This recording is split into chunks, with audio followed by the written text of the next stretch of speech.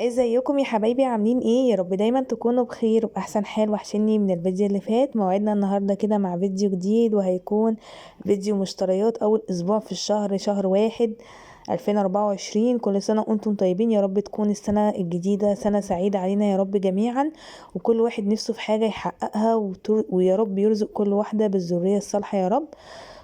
وطبعا ربنا يقف يا رب مع أهل فلسطين وغزة وينصرهم يا رب، اللهم امين. النهارده كده انا قلت انزل اجيب حاجتي بتاعه الاسبوع اللي هتكفيني ان شاء الله باذن الله اسبوع كامل. حاولت على قد ما اقدر ان انا اجيب اساسيات بس، لاني خلاص دلوقتي مبقاش فيه اصلا يعني ايه مكان للرفاهيه.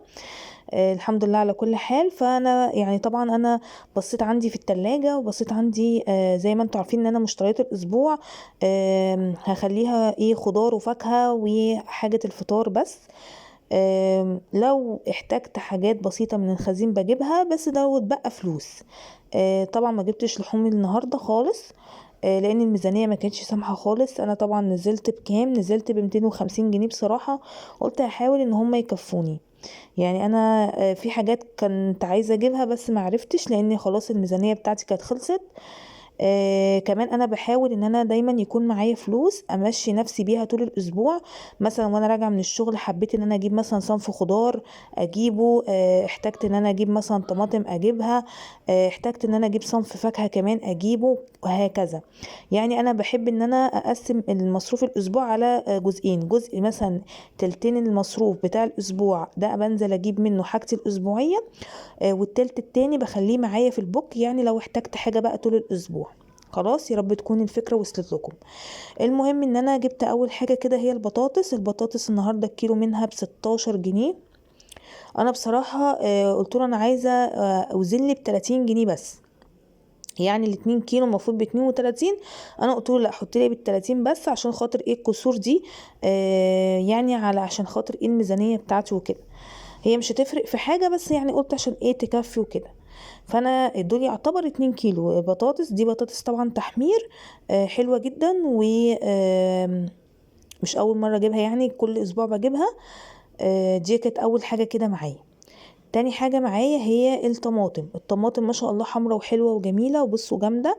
دي كانت بكام؟ كانت ب8 جنيه. عشان خدت منه كذا حاجة قلت له انا هاخد منك الاتنين ب15 جنيه. فبصراحة وافق. فاخدت منه 2 كيلو ب15 جنيه. طبعا ال2 كيلو هيقعدوا معايا الاسبوع كله، الحمد لله حلو جدا. طبعا انا عندي صلصة في الفريزر. ساعات كده بلاقي ناس بتعدي تحت البيت بيقولوا مثلا سعر الطماطم ارخص، فبجيب مثلا اتبقى مني من طماطم الاسبوع مثلا بروح مصلصاها. يعني هي بصراحة بتمشي كده بتسهيل ربنا، ما ببقاش حاطة حاجات معينة امشي عليها، والحمد لله ربنا دايما بيسترها معانا. فدول كده 2 كيلو بال15 جنيه.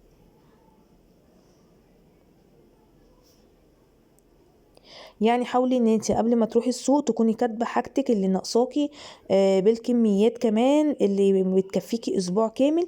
يعني في مثلا بيت بيمشي مثلا ب2 كيلو طماطم في الاسبوع، في ناس لا يقولك لا ده قليل، هجيب مثلا 4 5 كيلو طماطم وهكذا. فانت طبعا بتعرفي استهلاكك قد ايه، وبتبداي ان انت تجيبيه علشان خاطر الميزانيه بتاعتك تظبط معاكي.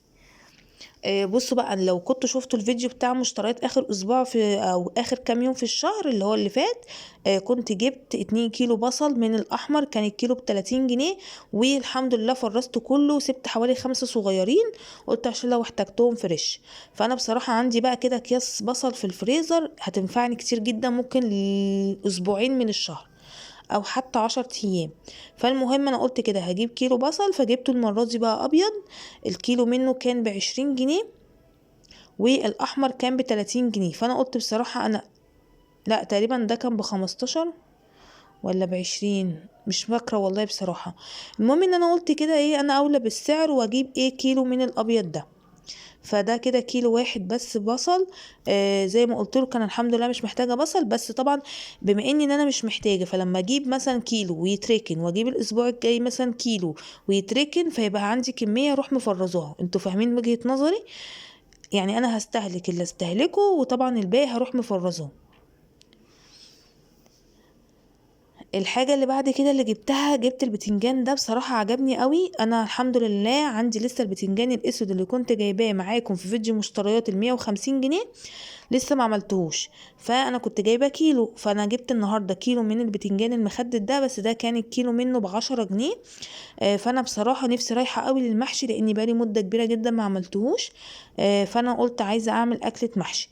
فانا جبت كيلو من المخدد ده انا هعمله. ممكن ياخد جزء من البتنجان اللي هو الاسود اللي انا كنت جايباه، وانا عندي ورق عنب في الفريزر، فان شاء الله باذن الله هعمل اكله محشي ان شاء الله.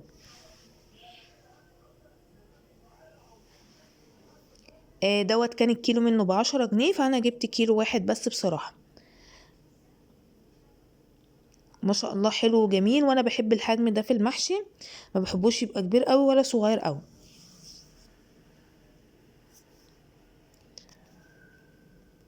انتي بقى حابه تكتبي المنيو بتاعك قبل ما تروحي السوق، مفيش مشكله. انا بصراحه ما بكتبش المنيو الاول، انا بجيب الحاجه وزي ما بتيجي كده بتسهيل ربنا. يعني انا ما كنتش حاطه في اعتباري ان انا هجيب اكله محشي. اهي كده اكله من ضمن الاسبوع. ممكن اعمل مكرونه باللحمه المفرومه، ادي دي تاني اكله. تالت اكله اعمل بطاطس مثلا ورز. لو في فراخ هعمل، لو مفيش خلاص هعمل بطاطس ورز بس. دي كده تالت اكله. يعني انتي بتظبطي المنيو على حسب الحاجه اللي انتي بتشتريها. جبت كمان القرنين الفلفل اللي هو الالوان ده، واحد اصفر وواحد احمر. قلت عشان خاطر احطه لاولادي كده في الفطار. دول قطعوا معايا 7 جنيه اما 8 جنيه. برضو مش متذكرة، بس الكيلو منه ب35 جنيه. الخيار الكيلو منه ب17 جنيه. انا بصراحة قلت له وزن لي ب10 جنيه، يعني ده كده ازيد من نص كيلو بحاجات بسيطة. قلت كده ايه، ان شاء الله باذن الله هحاول ان هو يقضيني الاسبوع.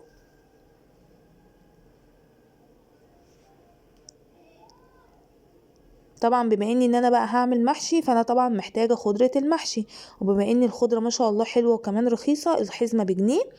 فانا جبت الثلاث حزم، اللي هي الشبت والبقدونس والكزبره، ب3 جنيه. اهو علشان خاطر يكون بقى ايه لما اجي اعمل محشي ان شاء الله تكون عندي الخضره كمان جاهزه. وطبعا انا عندي الرز الحمد لله وعندي الصلصه. بصوا كمان جبت الجزر ده لقيته ب8 جنيه ونص، مش عارفه ايه النص ده. المهم انا وزنت حبه، قلت له حط لي ب5 جنيه. فما شاء الله عملوا حبة حلوين اهو. بس هو كله معظمه صغنطوط كده، فانا نقيت على قد ما اقدر الحلو اللي فيه. فدول كده كانوا عاملين 5 جنيه.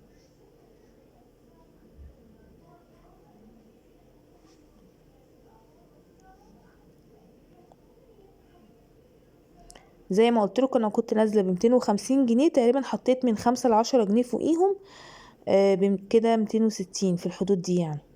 زي ما قلت لكم انا بشيل جزء معايا بقى في البوك طول الاسبوع. احتجت حاجه، احتجت فينو، احتجت لبن، احتجت مثلا جبنه، احتجت اي حاجه، بجيبها من الفلوس دي.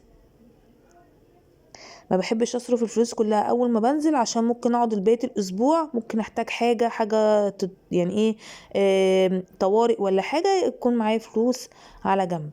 الحاجة اللي فرحت بيها قوي بقى هي القرنبيطة الحلوة دي. طبعا القرنبيط بقاله فترة طويلة ب25 جنيه الواحدة، سعرها نفس سعر الكرنب. طب ما انا اجيب كرنب افضل.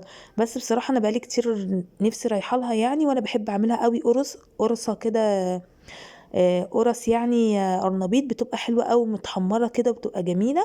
فانا جبت كده واحدة بقى، قلت لا ما بديهاش بقى، لازم اجيب طالما نفسي فيها. آم، بصوا كان بيقولي ب25، من هنا لهنا خدتها ب20 جنيه بالعافية. فجبت كده واحدة. يعني بصوا انا زي ما قلت لكم انا ما كنتش عاملة في حسباني انا هجيب قرنبيط هجيب اكلة محشي. ما كنتش عاملة في حسباني الاكلات اللي هي بتاعة الاسبوع. بناء بقى على الحاجات اللي انا بجيبها دي بروح بقى ايه عارفة انا هعمل اكل ايه طول الاسبوع. بصوا ما شاء الله بيضة وحلوة. وجبتها بقى كبيرة كده شوية، قلت بما ان كلهم كبير زي صغير كله بنفس السعر، طب انا اجيب واحدة كبيرة افضل.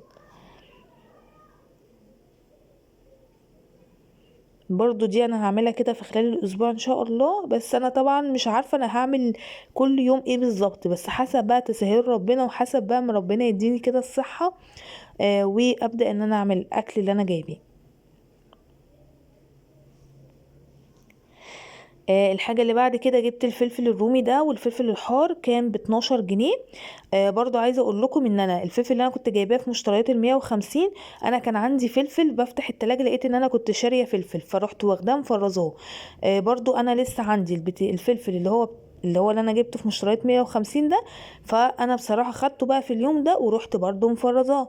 ما هي التفريزات هتيجي بكده، ان انت لما يكون عندك حاجة زيادة عن استهلاكك ما تسيبيهاش في التلاجة لحد لما تبوظ، لا خديها وفرزيها تستفادي منها وتملي بيتك بالخير وتملي الفريزر عندك بالتفريزات من غير ما تحسي ومن غير ما تتعبي نفسك او تكلفي نفسك. برضو الفاكهة لما بجيب صنف او حاجة وحسيت ان انا جايبة كذا صنف فاكهة، باخد مثلا من الحاجة اللي انا جايباها لو ينفع تتفرز اروح شايلة منها كيس مرة على مرة على مرة على مرة. يعني الحمد لله بفضل الله انا فتحت الدرج بتاع الفاكهة اللي انا حطاه في الديب فريزر، الحمد لله لقيته مليان على اخره. فبالنسبه لي يعني بصوا من غير ما احس، من غير مثلا ما اكون مخصصه مبلغ للتفريزات، من غير الحاجات دي كلها، والحمد لله الدنيا بتمشي والامور بتمشي، وربنا يا رب يجعل كده بيوتنا دايما مستوره بالخير وبالبركه وبالرزق يا رب.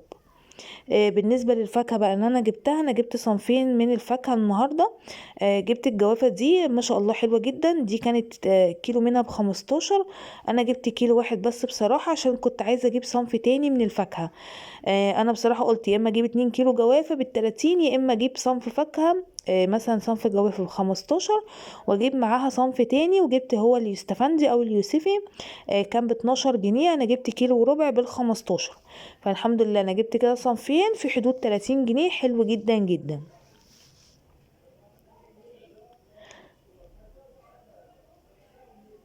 يعني انا يعتبر مقسمه ال 250 جنيه، 150 جنيه خضار وفاكهه و100 جنيه حاجه الفطار والعشاء.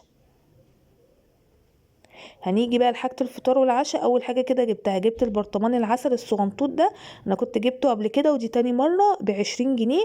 هو العسل طعمه فيه مش احسن حاجه، بس بصراحه هو بيقضي الغرض لان انا بحلي بيه الحاجات السخنه بس. فبالنسبه لي يعني ايه قايم بالمهمه بتاعته. جبت كمان طبق الجبنه المشكله دي بتبقى جبنه قديمه عليها بقى قطع لانشون، جبنه رومي، زيتون، الحاجات دي كلها حلوه قوي، اولادي بيموتوا فيها بصراحه بيحبوها جدا. جبت الطبق ده ب20 جنيه، انا قلت له حط لي ب20 جنيه من الجبنه دي. انا كده يعتبر جبت طبق الجبنه ده وجبت برطمان العسل وجبت كمان نص كرتونه بيض. البيض النهارده الطبق منه ب100 100 وكام، ب130 جنيه، لان انا جايبه نص كرتونه بيض 15 بيضه، الاحمر نفس سعر الابيض ب65 جنيه.